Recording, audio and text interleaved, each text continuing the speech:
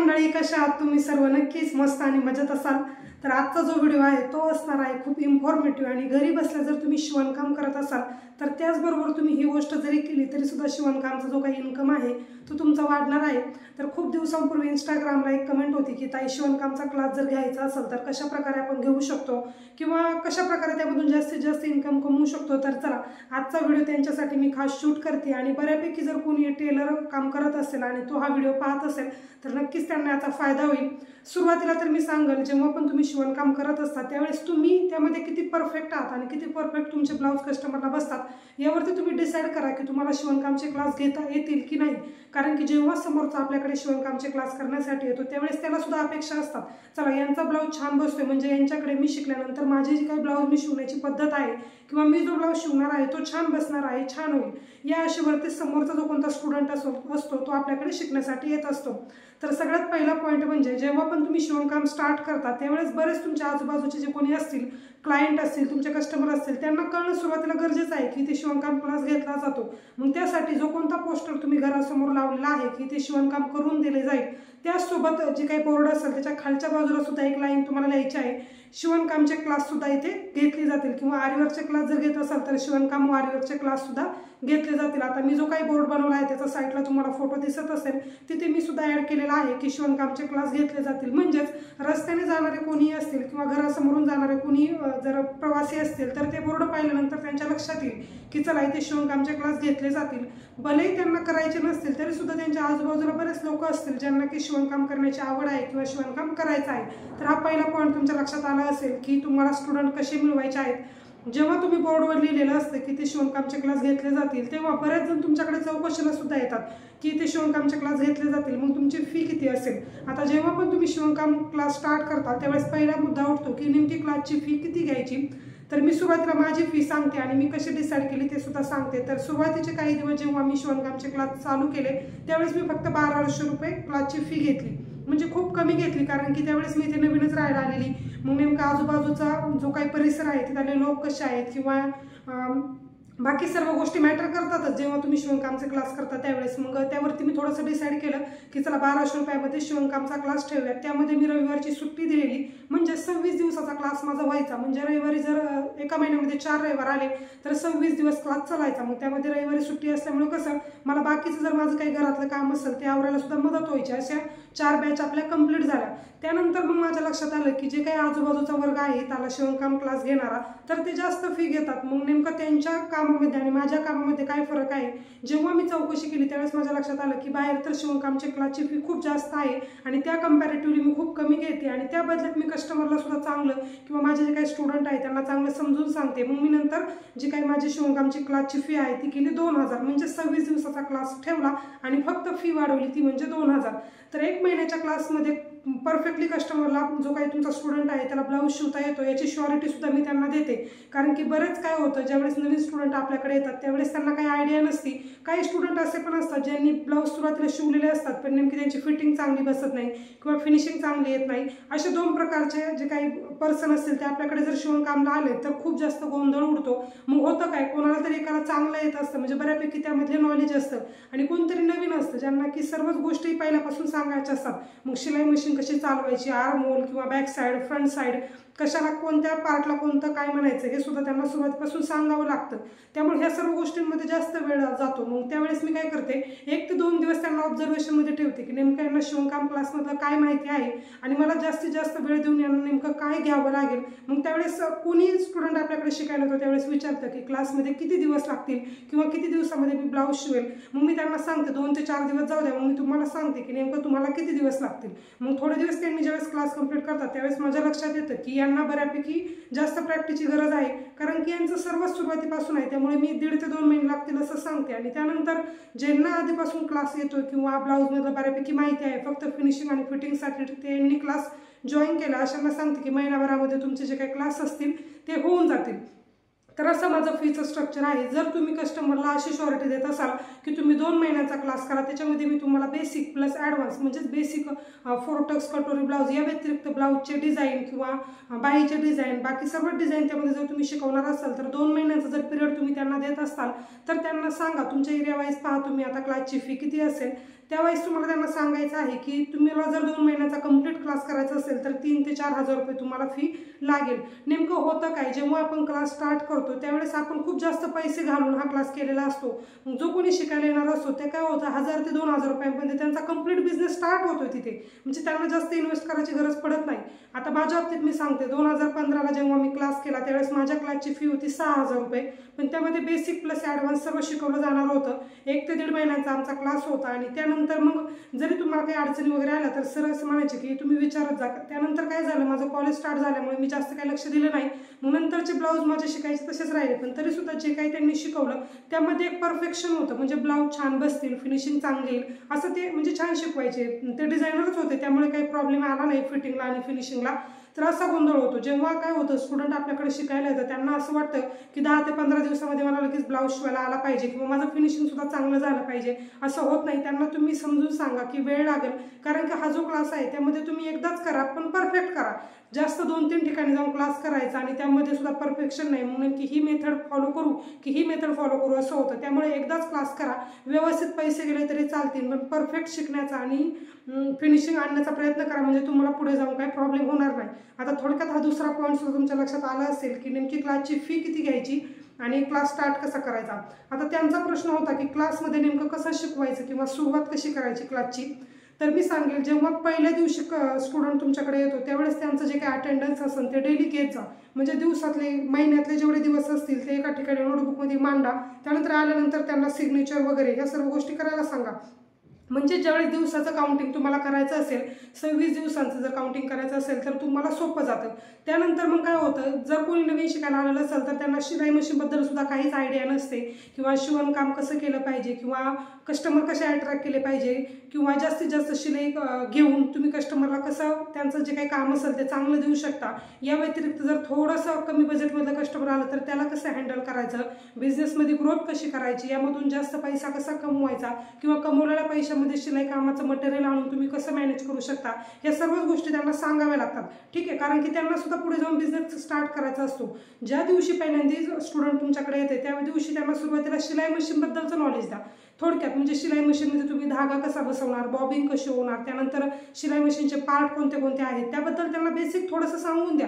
म्हणजे पुढे जाऊन त्यांना प्रॉब्लेम होणार नाही. कारण की काय होतं, ज्यावेळेस शिवणकामासाठी आपल्याकडे स्टुडंट येतात त्यावेळेस कधी मशीनमध्ये फॉल्ट झाला तर त्याचा जो काही त्रास आहे, वैताग आहे, तो आपल्यालाच होतो. त्यामुळे सुरुवातीला त्यांना सांगा कुठे धागा अडकला नाही पाहिजे किंवा धागा अडकल्यानंतर काय प्रॉब्लेम येऊ शकतो. हे सर्व बेसिक त्यांना सुरुवातीचे जे 4 ते 5 दिवस असताना बेसिक घ्या. कारण की सुरुवातीपासूनच जर तुम्ही कटिंग स्टिचिंग दाखवायला सुरुवात केली तर तिथेच त्यांचा इंटरेस्ट गायब होतो. कारण की त्यांना सुरुवातीचे दिवस असतात, त्यांना त्यातलं काही जास्त माहीत नसतं आणि मग त्यामध्ये आपण मुंडा खोली टक सुंचीन हे शिकवायला सुरुवात केली की मग ते अजून कन्फ्यूज होतात आणि क्लासमधला त्यांचा इंटरेस्ट जो आहे तो कमी होतो. त्यामुळे सुरुवातीचे काही दिवस त्यांना आपल्याला बेसिकच सांगायचं आहे.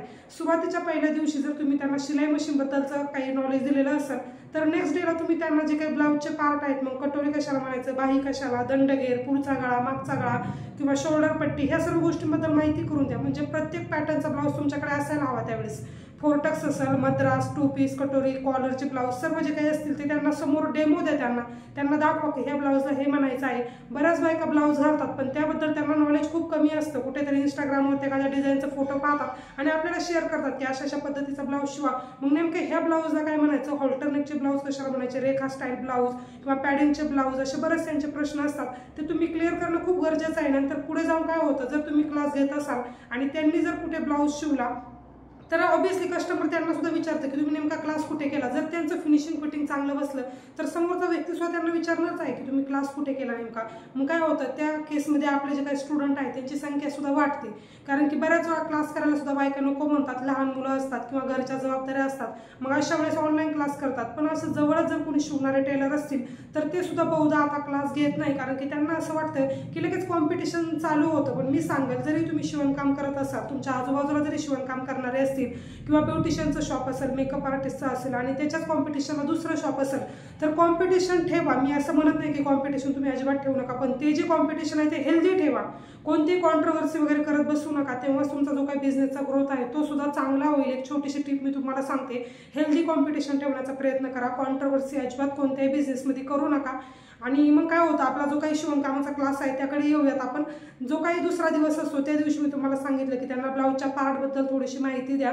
त्यानंतर मग तिसऱ्या दिवशी तुमचे जे काही चार्ट असतील, मग टक्स ब्लाऊजच्या उंचीनुसार टक्स किती घ्यायचा किंवा मुंडाफुली किती घ्यायची, पुढचा गळा किती घ्यायचा, मागचा गळा किती घ्यायचा, असे चार्ट फॉर्ममध्ये तुम्ही जर बनवलेलं असेल तर त्यांना ते रेडीमेड द्या आणि त्यांना सांगा दुसऱ्या दिवशी येताना हे तुम्हाला नोटबुकवरती लिहून आणायचं आहे. म्हणजे तुमच्या लक्षात येईल की नेमकी मुंडाफुली किती घ्यायची, 10वा भाग कसा घ्यायचा, 4था भाग कसा काढायचा, त्यानंतर दुसरा भाग कसा काढायचा. हे सर्व गोष्टी बेसिक ज्या आपण मेजरिंग टेपवरती पाहतो की सेंटीमीटर माप कसं घ्यायचं, ब्लाऊजचा कपडा कसा निवडायचा किंवा ब्लाऊजच्या कपड्यांबद्दल सर्व माहिती, साटनचा कपडा कशाला म्हणायचा, जॉर्जेट, या व्यतिरिक्त खादी कशाला म्हणायचं, कॉटन, लिनेन, या सर्व गोष्टी त्यांना जमणं गरजेचं आहे. कारण की ज्यावेळेस तुम्ही शिलाई मशीनवरती काम करता त्यावेळेस बरेच काही फॅब्रिक शिवताना आपल्याला प्रॉब्लेम येतो. अशा वेळेस त्यांना सुद्धा जाणीव करून देणं खूप गरजेचं आहे. बऱ्याच वेळा काय होतं, जर एखाद्या एरियामध्ये शिवणकाम करणारी जर स्त्री असेल आणि तिच्या आजूबाजूला जर कोणाला क्लास करायचा असेल तर ते क्लास घेत नाही. त्यांना असं वाटतं की माझी जी मेथड आहे ते फॉलो करतील आणि माझे जे कस्टमर आहे ते त्यांच्याकडे जातील, पण असं होत नाही कधी. मी तुम्हाला सांगते, एकदा तुमच्या नावाचा ब्रँड झाला आणि तुम्ही जर एकदा व्यवस्थित तुम्हाला माहित असेल की माझ्या कामात कुठेही खोट नाही, माझं फिनिशिंग फिटिंग चांगलं आहे, तेच फिनिशिंग फिटिंग त्या समोर जो कोणता स्टुडंट आहे त्याला जमणार आहे का, त्यांना वेळ जाणार आहे आणि येणाऱ्या कस्टमरचा त्यांच्यावरती जास्त ट्रस्ट बसत नाही. कारण की त्यांनी नवीनच शिवणकाम केलेलं असतं. जरी त्यांना चांगलं जमत असलं तरी सुद्धा त्यांना वेळ जातो, फिटिंगला फिनिशिंगला प्रॉब्लेम होतो बऱ्याच वेळा. कारण की कितीही प्रोफेशनल तुम्ही केलेलं असेल, पेपर कटिंग कितीही तुमच्याकडे प्रोफेशनल असेल, पण तुम्हाला जर शिवायलाच चांगलं जमत नसेल आणि कस्टमरला ब्लाऊज चांगला बसत नसेल तर त्याचा काही फायदा होत नाही. या व्यतिरिक्त विरुद्ध सुद्धा होऊ शकतो, तुम्हाला ब्लाऊज तर एकदम परफेक्ट जमतोय पण कटिंग व्यवस्थित जमत नाही, अशा वेळेस सुद्धा खूप प्रॉब्लेम येतात. त्यामुळे दोन्ही गोष्टी जमणं खूप गरजेचं आहे. नंतर असे 2 ते 3 दिवस बेसिक शिकून झाल्यानंतर तुम्हाला स्टार्ट करायचं आहे ते म्हणजे पेपर कटिंग. सुरुवातीला जेव्हा तुम्ही पेपर कटिंग स्टार्ट करता, तुमच्याकडे 26 दिवस असतो 1 महिन्याचा, तर त्यावेळेस 12 ते 13 दिवस फक्त तुम्हाला पेपर कटिंगलाच द्यायचे आहेत. काय करतात, बऱ्याच वेळा बायका म्हणतात की एक पेपर कटिंग झाल्यानंतर लगेचच आम्हाला ब्लाऊज शिवायला बसवा. पण त्या केसमध्ये काय होतं, जेव्हा तुमचं पेपर कटिंग आवरतं आणि त्यानंतर मग तुम्ही जर मध्येच ब्लाऊज शिवायला बसला तर पेपर कटिंगचं कसं होतं, खूप साऱ्या मॅथमॅटिक्सच्या रिलेटेड कन्सेप्ट असतात, मग त्यांच्या विसरायला लागतात त्या गोष्टी. मग मध्येच कटिंग परत पेपर कटिंग असं म्हटलं ना की ब्लाऊज शिवायला मध्येच बसायचं आणि मध्येच येऊन परत पेपर कटिंग करायचं, मग पूर्ण जी काही चेन असते ती डिस्टर्ब होते. त्यामुळे एकदा तुम्ही पेपर कटिंग घ्यायला स्टार्ट केलं ना, तेच पेपर कटिंग घ्या आणि त्यानंतर मग ब्लाऊजचं कटिंग आणि त्यानंतर उरलेले दिवस मग तुम्ही स्टिचिंगला द्या. मग त्यामध्ये किती वेळ जाऊ, एक सुरुवातीचा ब्लाऊज तुम्ही त्यांना शिवून दाखवला ना की गळापट्टी कशी बसवायची, बॅक साईडची पट्टी, हुक पट्टी, लुक पट्टी, ह्या पट्ट्या कशा बसवायच्या एकदा त्यांच्या लक्षात आलं ना, पुढचे जे काही ब्लाऊज येणार आहेत तुमचे मद्रास 2 पीस, त्यांच्या फक्त कटोरीचा शेपच तुम्हाला त्यांना शिवून दाखवायचा आहे.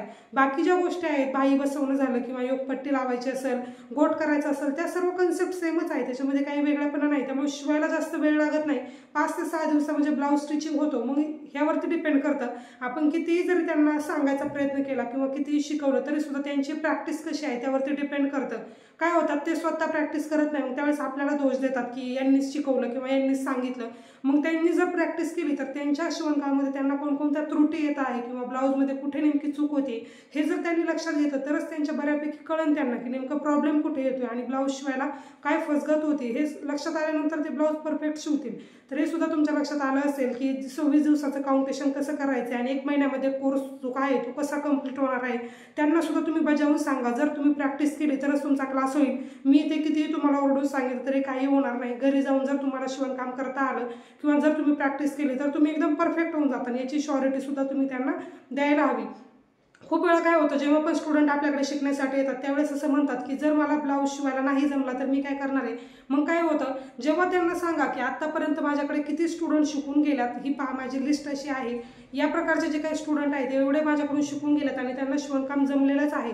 त्यांना एक वाक्य ठसकावून सांगा की प्रयत्नांती परमेश्वर. जर तुम्ही सराव केला, प्रॅक्टिस केलं तरच तुम्हाला जमणार आहे. तुम्ही जर 100% जो काही शिकवणार आहे त्याच्यावरती डिपेंड असाल तर असं होत नाही. तुम्हाला सुद्धा त्यामध्ये काम करावंच लागणार आहे, तेव्हाच तुम्हाला शिवणकाम जमणार आहे हे सुद्धा सांगा. तर अशी गोष्ट आहे, जर शिवणकामचा क्लास तुम्ही सुद्धा घेणार असाल तर ह्या सर्व गोष्टींचा विचार करा आणि शेवटचे 1 ते 2 दिवस राहिल्यानंतर त्यांना थोड्या टिप्स द्या. म्हणजे बिझनेस ग्रोथ तुम्ही कशी करू शकता किंवा कस्टमर तुम्ही कसे अट्रॅक्ट करू शकता. तुमच्याकडे जर घर बसल्या कोणी कस्टमर शिवायला येत नसेल तर कशा प्रकारे तुम्ही कस्टमर कमवू शकता, ह्या सर्व जे काही जनरल आयडिया आहे त्या सुद्धा द्या. काय होतं, जेव्हा पण तुम्ही शिवणकाम क्लासला येतात, बऱ्याच वेळा बायका येतात, मग काय होतं, त्या सांगतात की आपण एखादं त्यांना शिवायला सांगितलं की नंतर आपण काय म्हणतो, उरलेलं तुम्ही युट्यूबवर पाहून करा. जर त्यांना युट्यूबवरतीच करायचं असेल तर मग ते आपल्याकडे घर बसलं शिवणकाम करायला कशाला आले असते. यावेळेस तुमचं काम आहे, जर तुम्ही त्यांच्याकडून पैसे घेताय तर तुम्ही त्यांना 100% द्या. जे काही तुम्हाला माहिती आहे त्यापैकी सर्व नॉलेज त्यांना द्यायचा प्रयत्न करा, म्हणजे त्यांना सुद्धा चांगलं जमेल. आणि पुढे जाऊन जर त्यांना एक दोघांना क्लास सजेस्ट करायचा असेल तरी सुद्धा ते आपला क्लास सजेस्ट करू शकतात. तर ही गोष्ट आहे. आता थोडक्यात मी तुम्हाला कशाबद्दल माहिती दिली की नेमकं शिवणकामच्या क्लाससाठी तुम्ही कसं अट्रॅक्ट करू शकता स्टुडंटला. त्यानंतर दुसरं म्हणजे फीचं स्ट्रक्चर कसं असणार आहे, आणि त्यानंतर महिन्याभरात जर क्लास कंप्लीट करायचा असेल तर कशा पद्धतीने तुम्ही क्लास ठेवला पाहिजे. शेवटचा महत्त्वाचा पॉईंट सांगते, जेव्हा पण तुम्हाला शिवणकामचे क्लास स्टार्ट करायचे त्यावेळेस व्हॉट्सअप, इंस्टाग्रामद्वारे स्टेटस अपलोड करा. म्हणजे बाकीचे जर त्यांना जरी करायचं नसेल तरी स्टेटस स्टोरी पाहून ते आपल्याकडे दुसरे जर त्यांना शिवणकाम करायचं असेल तर त्यांना आपला मेसेज पोहोचवतात, आणि त्यांना जर शिवणकाम करायचं असेल तर लगेच ते आपल्याला जॉईन होतात. थोडक्यात जर तुमच्याकडे एखादे कस्टमर ब्लाऊज शिवायला जरी घेऊन येत असेल तरी त्यांना सांगा की आपली नेक्स्ट बॅच या तारखेपासून स्टार्ट होणार आहे. म्हणजे ते आपल्याकडे जे काही ॲडमिशन आहे ते एनरोल करतील आणि आपला स्टुडंटचा जो काही वर्ग आहे तो वाढेल. या व्यतिरिक्त जर शिवणकामचे क्लास तुम्ही घरातून घेत असाल आणि जर मोठ्या सोसायटीमध्ये तुम्ही राहत असाल तर प्रयत्न करा की थोडेसे कमी स्टुडंट घ्या, म्हणजे जेणेकरून तुम्हाला लक्ष सुद्धा त्यांच्याकडे प्रॉपर देता येईल. खूप सारा गोंधळ असला मग नेमकं कोणाला सांगायचं आणि कसं मॅनेज करायचं, काही गोष्टी मॅनेज होत नाही. त्यामुळे सोसायटी किंवा अपार्टमेंट कसं आहे काय यावरती सुद्धा डिपेंड करतं. त्यामुळे लिमिटेड स्टुडंट घ्या, 2 ते 3 स्टुडंटला जरी शिकवलं तरी चालतं. आता या व्यतिरिक्त तुमचा प्रश्न असेल की दिवसातले क्लास किती वेळ घ्यायचा. जर शिवणकामचे क्लास आपण घेत असेल तर दिवसातले 2 तास घ्यायलाच पाहिजे मिनिमम, मला असं तरी वाटतं. कारण की काय होतं, 1 तासभर कटिंगमध्ये आल्यानंतर त्यांचं बसणं बोलणं हे त्यामध्ये थोडासा वेळ जातो, 5 ते 10 मिनिटं. त्यानंतर मग पेपर कटिंगचं जर पाहिलं तर त्यानंतर मग स्टिचिंगचा सुद्धा वेळ गेला पाहिजे. कारण की तुमच्याकडे जर शिलाई मशीन जास्त असेल ना क्लाससाठी तर 1 तास घेतला दिवसाचा तरी चालतो. पण माझ्याकडे शिलाई मशीन एक आहे, त्यामुळे जरी मी 2 स्टुडंट घेतले तरी सुद्धा एक जण कटिंग करतं आणि एक जण स्टिचिंग, असंच मी सुरुवातीपासून ठेवलेलं आहे. पण ह्या वेळेची बॅच जी आहे ती मी थोडीशी वाढवली, म्हणजे 4 जणांची केली. कारण की शिलाई मशीन सुद्धा मी 2 ठेवणार आहेत. म्हणजे 2 स्टुडंटनी पेपर कटिंग जरी केलं आणि 2 स्टुडंटनी शिवलं जरी तरी सुद्धा चालेल. तर असं माझं नियोजन आहे. मी ज्या पद्धतीने तुम्हाला सांगितलं त्या पद्धतीने केलं तरी चालेल. फक्त तुम्ही त्यांना प्रॉपर अटेन्शन देऊन त्यांचा क्लास घ्या, कोणतेही हलगर्जीपणा करू नका. 1 महिन्याच्या पिरियडमध्ये तुम्ही जे काही 2 तास त्यांना देताय ते कंपल्सरी त्यांनाच द्या. ज्यावेळेस तुम्ही त्यांना पेपर कटिंग करायला सांगताय किंवा ब्लाऊज शिवायला बसवताय त्यावेळेस अदर तुम्ही तुमचं काही काम केलं तरी चालतं. फक्त जे काही महत्त्वाचे पॉईंट असतात आल्यानंतर त्यांना 5 ते 10 मिनिटं समजून सांगणं, ते काम प्रॉपर करा, म्हणजे त्यांना काही अडचण येत नाही. आणि त्यांच्या ज्या काही क्वेरीज असतील मग रोज त्यांचे नवीन नवीन प्रश्न येतात, कारण की शिवणकाम ते सुद्धा करतात. मग घरी जाऊन मग बऱ्याच वेळा शिवताना काही काही प्रॉब्लेम आले की ते आपल्याला विचारतात. मग त्यांच्या ज्या काही शंका कुशंका असतील त्यांचं निरसन करीत जा, म्हणजे त्यांना सुद्धा छान वाटतं. कारण की कुठून तरी प्रेरणा घेऊन कुठून तरी उत्साहित होऊन ते आपल्याकडे क्लाससाठी आलेले असतात. त्यामुळे त्यांच्याकडे सुद्धा अटेन्शन देणं खूप गरजेचं आहे. तर चला, असा होता आजचा छोटासा व्हिडिओ की शिवणकामचा क्लास तुम्ही कशा पद्धतीने घेऊ शकता. अगदी छोट्या आणि मोजक्या शब्दांमध्ये मी तुम्हाला सांगण्याचा प्रयत्न केलेला आहे. अजून जर तुमच्या काही शंका असतील तर नक्की मला कमेंट करून विचारा, मी तिथे तुम्हाला तुमच्या प्रश्नाचं उत्तर देईन. तर आजचा हा व्हिडिओ मी इथेच थांबवते. आय होप की तुम्हाला व्हिडिओ पाहायला आवडला असेल. जर व्हिडिओ आवडला असेल तर व्हिडिओला लाईक करायला अजिबात विसरू नका, आणि जर चॅनलवर तुम्ही नवीन असाल तर नक्की चॅनलला सबस्क्राईब करा. भेटूयात आपण नेक्स्ट व्हिडिओमध्ये. तोपर्यंत बाय.